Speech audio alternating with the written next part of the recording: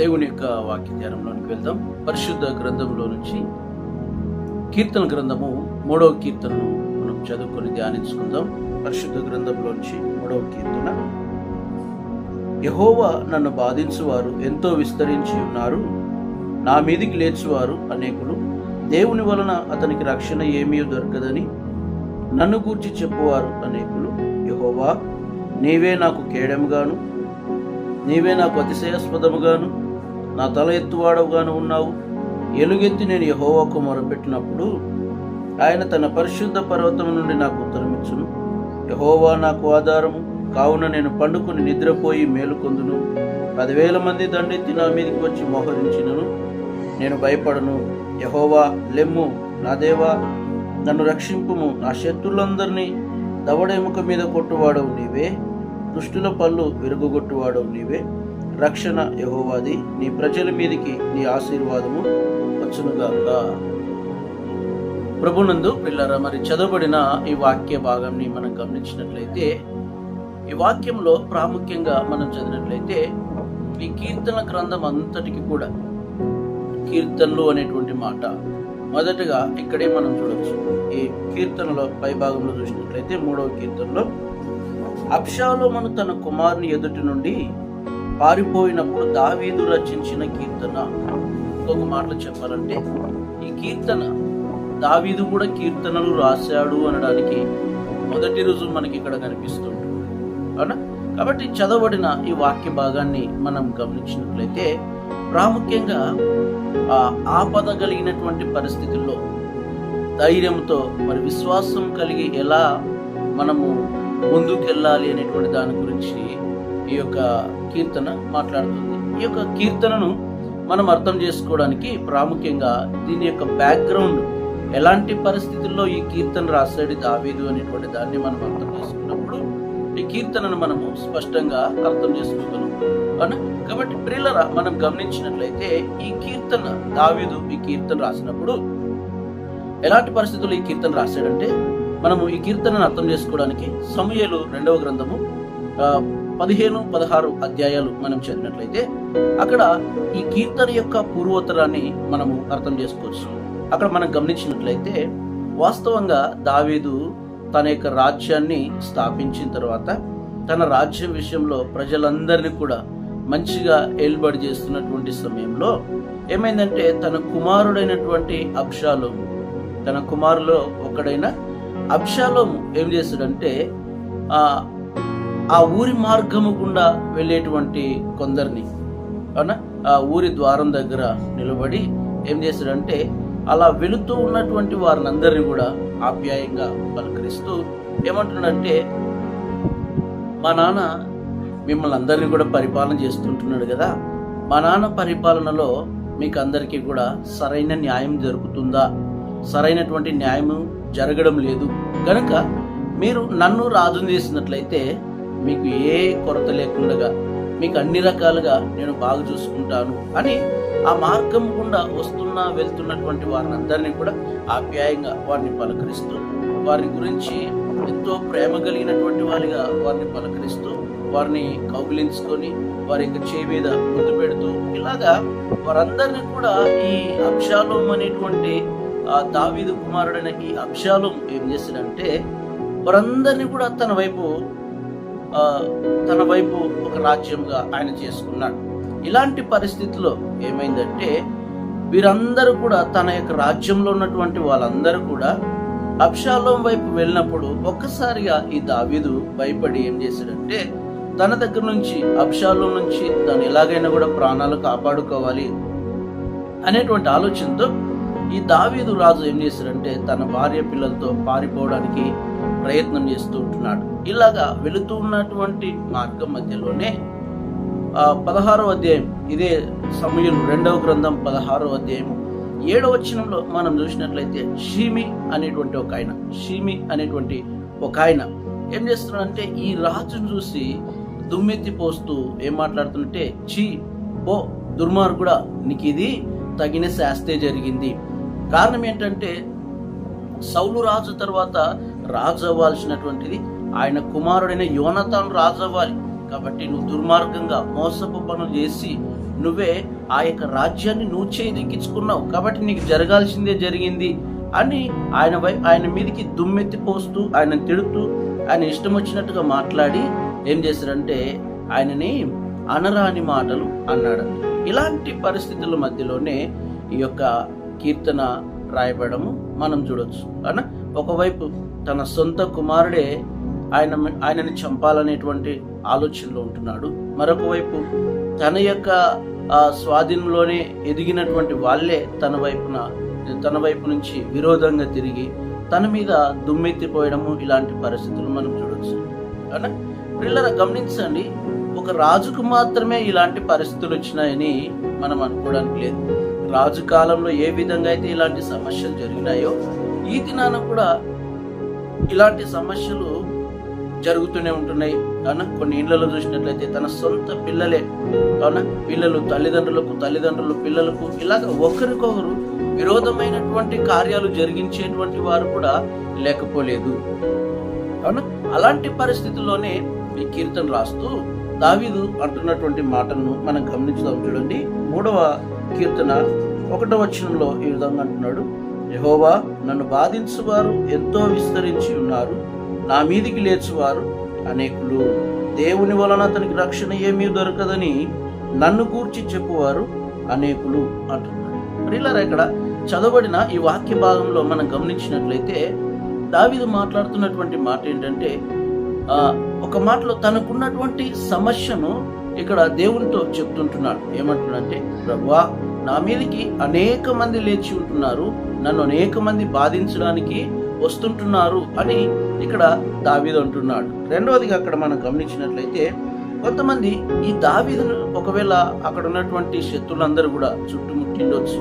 అలాంటి సమయంలోనే ఈ దావీదుతో తన శత్రులైనటువంటి వాళ్ళందరూ కూడా మాట్లాడుతూ ఏమంటున్నారంటే, నిన్ను దేవుడు కూడా రక్షించలేడు, ఇప్పుడు మా చేతుల్లో నువ్వు చనిపోతావు అన్న ఆ విధానంలో ఇక్కడ తమ శత్రులైనటువంటి వారు మాట్లాడడం మనం చూడొచ్చు. ప్రియులారా గమనించండి, ఈ దినాన దేవుని పిల్లలమైన మనము దేవుని నమ్ముకున్న తర్వాత ఈ విధంగా మనకు మన సొంత వాళ్ళే కొన్నిసార్లు వ్యతిరేకంగా లేసి, మనకైన వారు కానివచ్చు, మన తోబుట్టులు కానివచ్చు, కొన్నిసార్లు మనకే వారు విరోధంగా లేసి ఏం చేస్తున్నారంటే ఇలాగా మనతో ఉండి, మనతో తిరిగి, మనతో అన్ని రకాలుగా ఉండి మన గురించి అనేక సార్లు ఎదుటి వారికి మన గురించి తప్పుడుగా చెప్పడం, మన గురించి దుమ్మెత్తిపోయడం, ఇలాంటి కార్యాలు మన జీవితంలో కూడా చూడొచ్చు. అలాంటి పరిస్థితులే ప్రియులరా ఇక్కడ ఈ దావీదు కూడా ఎదురైనప్పుడు మొదటిగా తనకున్నటువంటి ఆ సమస్యను దేవుని దగ్గర చెప్తుంటున్నాడు. ఏమంటున్నాడు, ప్రభువా యెహోవా నా మీదకు లేచువారు అనేక మంది, నన్ను బాధించువారు అనేక మంది అంటున్నారు. ఇంకా ఈ సమస్యల మధ్యలో దావీదును చూసి అనేక మంది అక్కడ అంటున్నారు, నిన్ను దేవుడు కూడా కాపాడలేడు అంటున్నారు. ఇది మనను కూడా అనేక మంది, మనకు శత్రువులు, మన పరిస్థితులు లేకుంటే సాతాను మనం చూసి అనేక సార్లు మాట్లాడొచ్చు, నిన్ను దేవుడు కూడా కాపాడలేడు, నీ సమస్య నుంచి నువ్వు బయటపడలేవు, నువ్వు విడిపించబడలేవు, నీ స్థితి ఇంతే, నీ బ్రతుకింతే అనేటువంటి ఇలాంటి పరిస్థితులన్నీ కూడా మన జీవితంలో కూడా కనిపించవచ్చు అండి. కానీ దావీదుకి ఎలాగైతే ఆ ప్రతికూల పరిస్థితులు ఎదురయ్యో అలాంటి ప్రతికూల పరిస్థితులే ఇది మన జీవితంలో కూడా ఎదురవచ్చు. అయితే ప్రియులరా గమనించండి, దావీదుకు తన పరిస్థితుల మధ్యలో ఆయన ఏం చేశాడు అనేటువంటి దాన్ని మనం గమనించినట్లయితే మొదటి 2 వచనాల్లో మనం చూసినట్లయితే 1వ వచనంలో అయ్యా నా మీదకి అనేక మంది లేచి నన్ను బాధిస్తున్నారు అని చెప్పాడు. 2వదిగా చూసినట్లయితే అయ్యా దేవుడు కూడా కాపాడలేరు అని వారు అంటున్నారు అని వారి గురించి మాట్లాడుతూ 3వ వచనాన్ని మనం గమనించినట్లయితే పూర్తిగా ఆ పరిస్థితులు ప్రతికూలంగా ఉన్న, ఇబ్బందులున్న వాటన్నిటి మధ్యలో ఈ దావీదు చెప్తున్నటువంటి మాటలను మనం గమనించినట్లయితే పూర్తిగా వ్యత్యాసమైనటువంటి మాటలు అక్కడ మాట్లాడడం గమనించగలం. 3వ వచనం మనం చూసినట్లయితే యెహోవా నీవే నాకు కేడెముగాను, నీవే నాకు అతిశయాస్పదముగాను, నా తల ఎత్తువాడవుగాను ఉన్నావు అంటున్నాడు. అవునా పిల్లరా, ఇక్కడ గమనించినట్లయితే మొదటి 2 వచనాల్లో తనకున్నటువంటి పరిస్థితులను దేవునికి చెప్పాడు. ఆ పరిస్థితుల మధ్యలో ఆయనకున్నటువంటి ఒక ధైర్యం, ఒక నమ్మిక, ఒక విశ్వాసం ఏంటి అంటే ఈ పరిస్థితులు ఎన్నున్నా కూడా ఈ పరిస్థితులన్నిటి మధ్యలో దేవుడు నన్ను కాపాడుతాడు అన్న ఒక మాటలు మనం అక్కడ చూసినట్లయితే ఏమంటున్నాడంటే యెహోవా నీవే నాకు కేడెముగాను, నీవే నాకు అతిశయాస్పదంగాను, నా తల ఎత్తువాడవుగాను ఉన్నావు అంటున్నాడు. అన్న సో దేవుని గురించి ఆయన మాట్లాడుతున్నటువంటి మాట ఏంటంటే, తన శత్రువులు చుట్టుముట్టిన అనేక మంది చంపడానికి ప్రయత్నం చేసిన ఆ పరిస్థితులు అన్నిటి మధ్యలో కూడా ప్రియులారా దావీదు ఏం చెప్తుంటున్నాడంటే, దేవుడు కేడెముగా ఉన్నాడు అని మాట్లాడుతుంటున్నాడు అన్నా. కాబట్టి ప్రియులారా ఈ దినాన మనం గమనించాలి, మన చుట్టూ పరిస్థితులు ఎన్నున్నా, మన దిగమింగేటువంటి పరిస్థితులు మన కళ్ళెదుట కనపడినా, మన చుట్టూ ఎన్ని సమస్యలున్నా ఆ సమస్యల మధ్యలో దావీదు చెప్పినట్లుగానే మనం చెప్పాల్సినటువంటి మాట ఏంటంటే, యెహోవా నీవే నాకు కేడెముగా ఉన్నావు అని చెప్పాలి అన్న. ఇది నన్ను దేవుడు మనకు కేడెముగా ఉన్నాడు అన్న. దేవుడే మన పరిస్థితుల మధ్యలో మన లేవనెత్తేవాడిగా, ఆ పరిస్థితులను బట్టి మనం అతిశయించేటువంటి వారిగా, మన తలను దేవుడు లేవనెత్తేటువంటి వాడిగా ఉంటున్నాడు. కాబట్టి పరిస్థితులను చూసి కృంగిపోకూడదు.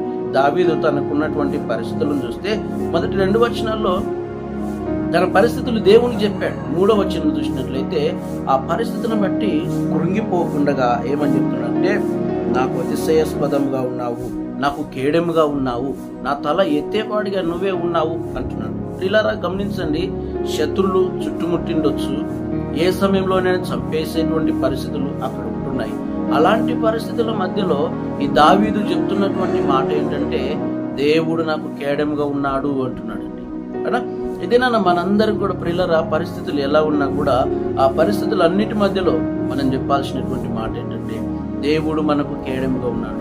దేవుడు మనల్ని అతిశయించే వారిగా చేసేటువంటి వాడిగా దేవుడు అంటున్నాడు. మన పరిస్థితులు ఎన్నున్నా కూడా ఆ పరిస్థితులను బట్టి మనం సిగ్గుపడే వారిగా కాదు, మనం అతిశయించే వారిగా, మన తలను ఎత్తేవాడిగా దేవుడు ఉంటున్నాడు. కాబట్టి ఆ పరిస్థితుల మధ్యలో మనం చేయాల్సినటువంటి పని ఏంటంటే, దేవుడు నాకు కేడెముగా ఉన్నాడని కూడా గమనించాలి కదా. ప్రియులారా ఈ కేడెమును మనం అర్థం చేసుకోవాలంటే, ఒక వ్యక్తి యుద్ధానికి వెళ్ళినప్పుడు ఒక చేతిలో కత్తి, మరొక చేతిలో డాలు పట్టుకోవడం మనం చూడొచ్చు. ఈ కత్తిని మనం గమనించినట్లయితే ప్రియులారా ఒక చేత యుద్ధం చేయడానికి వాడతాడు, ఈ 2వ చేతిలో ఉన్నటువంటి ఈ కేడెము లేదా ఈ డాలు అనేటువంటిది ఆ శత్రువుల యొక్క ఆ చేతి నుంచి వచ్చేటువంటి ఆ యొక్క బాణాలైనా సరే, బల్లేలైనా సరే, వచ్చేటువంటి ప్రతికూలమైన హానికరమైనటువంటి పరిస్థితులన్నిటి నుంచి మనల్ని కాపాడుతుంటుంది అవునా. కనుక ఇది దేవుని పిల్లలమైన మనం జ్ఞాపకం చేసుకోవాల్సింది ఏంటంటే, దేవుడు మనకు కేడెముగా ఉన్నప్పుడు ఇది అప్పులు అనేటువంటి బాణాలు, ప్రతికూలతలు అనేటువంటి బాణాలు, సమస్యలు అనేటువంటి బాణాలు మన మీదికి వచ్చినప్పుడు, మనల్ని ముంచేయడానికి వస్తున్నప్పుడు, మనల్ని తొక్కేయడానికి వస్తుంటున్నప్పుడు, దేవుడు నాకు కేడెముగా ఉన్నాడు అని నీవు నమ్మినప్పుడు నీ పరిస్థితులనైనా మార్చేటువంటి వాడిగా ఉంటున్నాడు, నీ పరిస్థితులనైనా జయింపజేసేటువంటి వాడిగా ఆయన ఉంటున్నాడు. కాబట్టి ప్రియులారా మన పరిస్థితుల మధ్యలో దేవునిని మనము కేడముగా పెట్టుకోవాలి. దావీదు ఏ విధంగా అయితే దేవునిని కేడముగా కలిగి ఉంటున్నాడో, దేవుని పిల్లలమైన మనందరం కూడా ఇది దేవునిని కేడముగా కలిగి ఉండాలి. ఇంకా 4వ వచనంలో మనం గమనించినట్లయితే ఆయనకున్నటువంటి బలమైన విశ్వాసం మనకి ఇక్కడ కనిపిస్తుంది. చూడండి, అంటున్నాడు, ఎలుగెత్తి నేను యెహోవాకు మొరపెట్టినప్పుడు ఆయన తన పరిశుద్ధ పర్వతం నుండి నాకు ఉత్తరమిచ్చును అంటున్నాడు.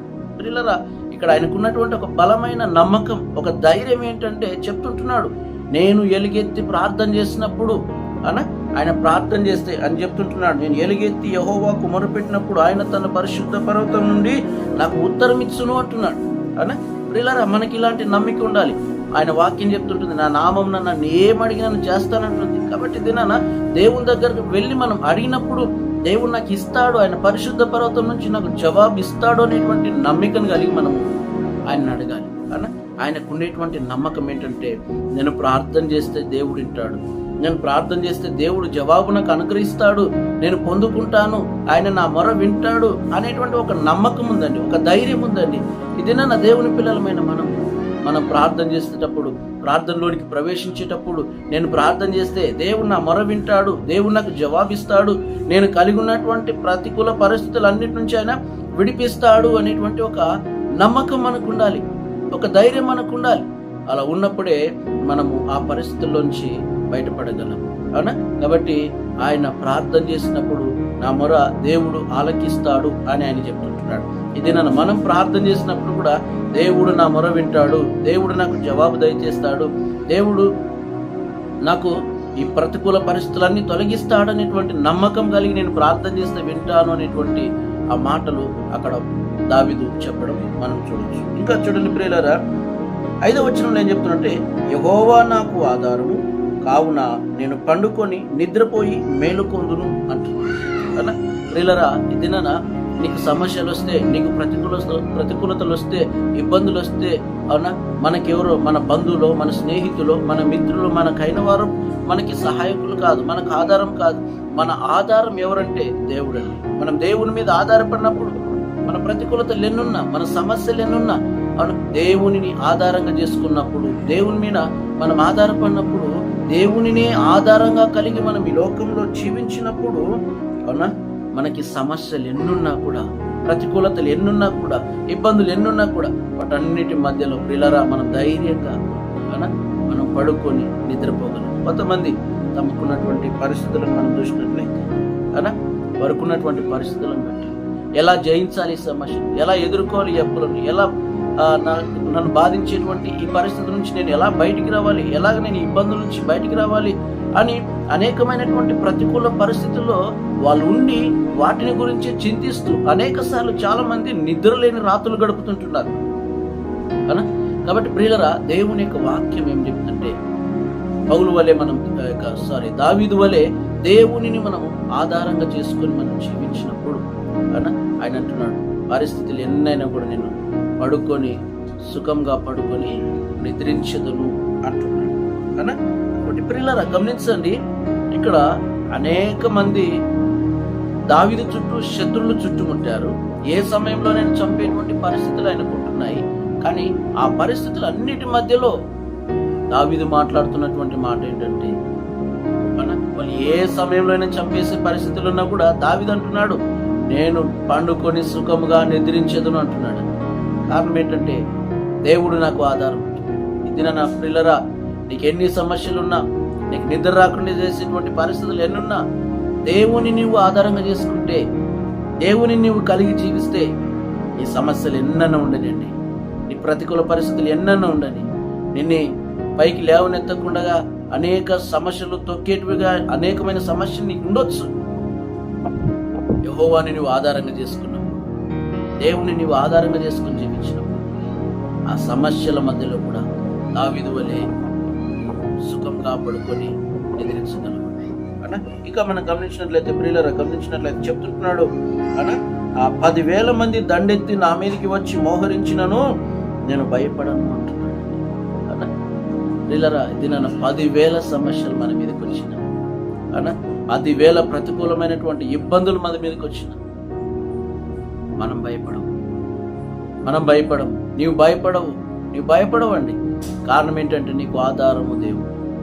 నీవు దేవుడిని ఆధారంగా చేసుకున్నప్పుడు నీ పరిస్థితి ఏదైనా అండి, దేవుడు విడిపించగలడు, దేవుడు రక్షించగలడు, దేవుడు బయటికి తీసుకురాగలడు, దేవుడు ఒక ఉన్నత స్థితికి తీసుకురాగలిగినటువంటి వాడు. నిన్ను నీ సమస్యలు చూసి అలాగే వదిలేసేటువంటి దేవుడు కాదు. అవునా? కాబట్టి ప్రియులారా గమనించండి, మొదటి 2 వచనాల్లో ఈ దావీదు మాట్లాడుతున్నటువంటి మాట ఏంటంటే, నా మీదకి అనేక మంది వచ్చారు, నా మీదకి అనేక మంది లేచారు, నా పరిస్థితులు ఎలా ఉన్నాయి అని చెప్పాడు. దేవుడు కూడా రక్షించలేడు అని వీళ్ళు అంటున్నారు ప్రభు అని చెప్పేసి ఆ సమస్యలు దేవుని చెప్పాడు. 3, 4, 5 వచనాలు మనం గమనించినట్లయితే, 6వ వచనం వరకు మనం గమనించినట్లయితే దావీదు చెప్తున్నాడు, దేవుడు నాకు కేడముగా ఉన్నాడు అంటున్నాడు, నేను భయపడను అంటున్నాడు. దేవుడు నాకు అతిశయాస్పదంగా ఉన్నాడు అంటున్నాడు, దేవుడు నా తరం లేవనెత్తుతాడు అంటున్నాడు. 10,000 సమస్యలు నా మీదకి వచ్చిన నేను భయపడను అంటున్నాడండి. ప్రియులారా, ఇది దేవుని పిల్లలమైన మనం కూడా దేవుని నమ్మి మనం ముందు కొనసాగినప్పుడు, దేవునిని ఆధారంగా చేసుకున్నప్పుడు 10,000 సమస్యలు వచ్చినా మనం భయపడము, 10,000 ఇబ్బందులు వచ్చినా మనం కదల్చబడం. కారణం ఏంటంటే, దేవుడు మనకు ఆధారం, దేవుడు మనల్ని బలపరుస్తాడు, దేవుడు మనల్ని ఉన్నత స్థితికి హెచ్చిస్తాడండి. కాబట్టి దేవునిని మనం ఆధారంగా చేసుకుని జీవించిన 10,000 సమస్యలు మన జీవితంకి వచ్చిన అవి మనల్ని తాకలేవు, మనల్ని ఉంచివేయలేవు. కారణం ఏంటంటే, అక్కడ చెప్తున్నాడు చూడండి, 7వ వచనంలో చెప్తున్నాడు, యెహోవా లెమ్ము, నా దేవా నన్ను రక్షింపుము, నా శత్రులందరినీ దవడ ఎముక మీద కొట్టువాడవు నీవే, దుష్టుల పళ్ళు విరగొట్టువాడవు నీవే అంటున్నాడు. పిల్లరా గమనించండి, 10,000 మంది, 10,000 సమస్యలు నీ చుట్టూన్నా, 10,000 పరిస్థితులు నీ ఎదుట ఉన్నా, నువ్వు పైకి రావు అని నీతో మాట్లాడినా దావీదు చెప్తుంటున్నాడు, యెహోవా లెమ్ము అంటున్నాడు, ఇది నీ పరిస్థితుల మధ్యలో నువ్వు చెప్పాలి, మనం చెప్పాలి, యెహోవా లెమ్ము, దేవా లెమ్ము, నా పరిస్థితుల నుంచి నన్ను విడిపించుము, నా ప్రతికూలత నుంచి నన్ను విడిపించుము అని బయటికి తీసుకురమ్ము. ప్రభువా, నేను ఈ సమస్యలో ఉన్నాను, నేను దీంట్లో నుంచి బయటికి రావాలి, నన్ను బయటికి తీసుకురా ప్రభువా, నేను ఈ పరిస్థితుల నుంచి బయటపడాలి ప్రభువా అని నువ్వు దేవుని మీద నమ్మకి ఉంచి దేవునిని అడిగితే దేవుడు నీ పరిస్థితి నుంచి నిన్ను రక్షించగలడు. నీ సమస్యలు ఎన్నున్నా కూడా ఆ సమస్యలన్నింటినీ కూడా దేవుడు పడగొట్టగలిగే వాడుగా ఉంటున్నాడు. చివరిగా మనం గమనించినట్లయితే రక్షణ యెహోవాది, నీ ప్రజల మీదకి నీ ఆశీర్వాదము వచ్చునుగాక అంటున్నాడు. పిల్లరా, గమనించండి, నీకు ఎన్ని పరిస్థితులున్నా, ఒకవేళ నువ్వు నీ స్నేహితుల మీద, బంధువుల మీద, మిత్రుల మీద, నీ అయిన వారి మీద నీవు ఆధారపడినొచ్చు అని నీకు సహాయం చేసేది ఎవరు చేయలేరు. ఏ ఒక్కరు కూడా నేను పరిపూర్ణంగా బయటికి తీసుకురాలేరు. నేను పరిపూర్ణంగా బయటికి తీసుకురాగలిగినటువంటి వారు ఎవరైనా ఉన్నారంటే ఒక దేవుడు మాత్రమే. నిన్ను రక్షించేవాడు ఆయనే, రక్షణ ఆయన అనుగ్రహించేవాడు. నీ ప్రతికూల పరిస్థితులన్నిటి నుంచి బయటికి తీసుకురాగలిగిన వాడు ఆయన మాత్రమే. కాబట్టి నువ్వు ఆయన మీద నమ్మకం ఉంచినప్పుడు, ఆయన మీద నువ్వు విశ్వాసం ఉంచినప్పుడు, నీ స్థితి ఏదైనా, నీ ప్రతికూలత ఏదైనా, అమ్మా అయ్యా, నీవు దేవుని మీద ఆధారపడినప్పుడు నిన్ను బాగు చేసేవాడు, నిన్ను బలపరిచేవాడు, నీ పరిస్థితులు అన్నిటి నుంచి విడిపించేవాడు. ఇక్కడ దావీదు చెప్తున్నాడు, రక్షణ యెహోవాది అంటున్నాడు. అమ్మా, నిన్ను రక్షించేవాడు యెహోవాని, నీ పరిస్థితుల నుంచి నిన్ను విడిపించేవాడు యేసుక్రీస్తు వారు మాత్రమే. అవునా? నీ పరిస్థితులను, నీ ఇబ్బందులను, నీ యొక్క ఆటంకములు అన్నింటినీ కూడా తొలగించి నిన్ను బాగు చేయడానికి, నీకు ఒక శ్రేష్టమైన జీవితాన్ని ఇవ్వడానికి యేసుక్రీస్తు వారు ఈ లోకానికి వచ్చారు. కనుక నీవు యేసుక్రీస్తుని నమ్మినప్పుడు, దేవుని యందు నీవు నమ్మిక ఉంచినప్పుడు, నీ పరిస్థితి ఏదైనా, నీ ప్రతికూలత ఏదైనా, ఆయనను పరిపూర్ణంగా నీవు నమ్మినప్పుడు, ఆయన మీద నీవు నమ్మిక ఉంచినప్పుడు, నీ పరిస్థితులన్నింటినీ కూడా బాగు చేయగలిగినవాడు, నీ ఇబ్బందులన్నింటినీ కూడా తొలగించగలిగినవాడు. కాబట్టి ప్రియులారా, దావీదు ఏ విధంగా అయితే తనకు ఆపద ఉన్నప్పుడు ధైర్యంతో, నమ్మిక కలిగి, విశ్వాసంతో ముందుకెళ్ళాడో, ఇది నీవు, నేను, మనం కూడా దావీదు వలె ముందుకెళ్ళినప్పుడు, దావీదు వలె దేవుని మీద ఆధారపడినప్పుడు, పరిస్థితులు ఎన్నున్నా, ఎలాంటి పరిస్థితులున్నా ఆ పరిస్థితులు అన్నింటినీ చూడకుండా, వాటి మీద నువ్వు నమ్మిక ఉంచకుండా, వాటికి భయపడకుండా, దేవుడు నాకు ఆధారం, దేవుడు నాకు కేడము, నా తల ఎత్తువాడు ఆయనే, నేను పండుకొని నిద్రించేదను, నా సమస్యలు అన్నిటి నుంచి విడిపిస్తాడని నువ్వు నమ్మినప్పుడు నీ పరిస్థితి మారుస్తాడు. ఆయన వలె, దావీదు వలె దేవుని మీద ఆధారపడదు, దావీదు వలె దేవుని నమ్ముదాం, దావీదు వలె మనకు కలిగినటువంటి ప్రతికూలతలన్నిటి నుంచి మనము విడిపించబడదాం. కాబట్టి ప్రియులారా, ఏ సమస్య, నీ పరిస్థితి ఏదైనా కూడా రక్షణ యెహోవాది, ఆయన ఆశీర్వాదం అనుగ్రహించేవాడు. ఆయన మీద నమ్మకం ఉంచుదాం, ఆయనలో కొనసాగుదాం. దేవుడు నిన్ను ఆశీర్వదిస్తాడు, దేవుడు నిన్ను బలపరుస్తాడు, నీ పరిస్థితులన్నింటినీ కూడా ఆయన తొలగిస్తాడు. అట్టి దీవెన దేవుడు మనందరికీ దయచేయును గాక. ఆమేన్. ప్రార్థన చేసుకుందాం. పరిశుద్ధుడైన తండ్రి, ప్రేమ కలిగిన మా యేసయ్య, మీకు స్తోత్రాలు, వందనాలు చెల్లిస్తుంటున్నాం.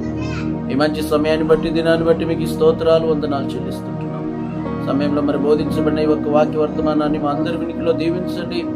పరిస్థితులు ప్రతికూలం ఉన్నప్పుడు, ఆపదలు ఉన్నప్పుడు తండ్రి, వాటన్నిటి విషయంలో మేము కృంగిపోక, లొంగిపోక, ఆ పరిస్థితులన్నింటినీ కూడా జయించడానికి మీ మీద మేము ఆధారపడి మేము బలమును పొందుకున్నట్లుగా మీరే సహాయం చేయమని చూపించి, ఆశీర్వదించమని బలపరచు.